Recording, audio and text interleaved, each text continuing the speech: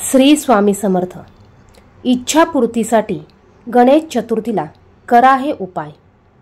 कोणतेही शुभ कार्य करण्याआधी आदिबंधू तुझं मोरया असे म्हणत श्री गणेशाला पूजण्यात येते। असे मानले जाते की श्री गणेशाची मनोभावे पूजा केल्याने सर्व मनोकामना बाप्पा पूर्ण करतो। तुम्हालाही आयुष्यात अडचणी असतील आणि कोणती मनात इच्छा असेल तर तुम्ही इच्छापूर्तीसाठी गणेश चतुर्थीला काही उपाय करू शकता। या उपायांमुळे नक्कीच तुमची इच्छा पूर्ण होऊ शकते।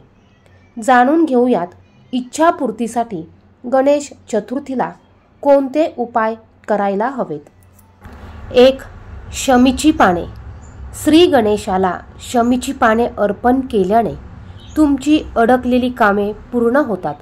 त्यामुळे वारंवार प्रयत्न करूनही कामे होत नसतील तर गणेश चतुर्थीला बाप्पाला शमीची पाने अर्पण करा। तुमची अडकलेली कामे नक्कीच पूर्ण होतील। 2. शेंदूर। श्री गणेशाला प्रसन्न करण्यासाठी तुम्ही शेंदूर अर्पण करू शकता।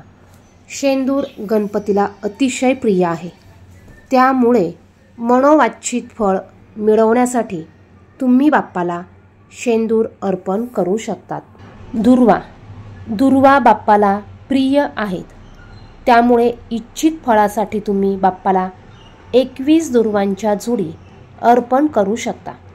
बाप्पाला 21 दुर्वांच्या जोडी अर्पण केल्याने आर्थिक समस्याही सुटण्यास मदत होते।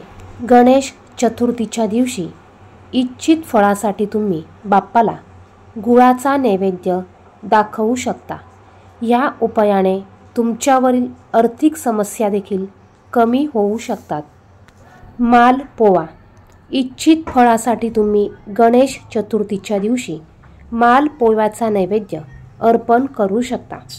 तुमचा जर विवाहाचा योग जुळून येत नसेल तर तुम्ही बाप्पाला मालपोव्याचा नैवेद्य अर्पण करू शकता।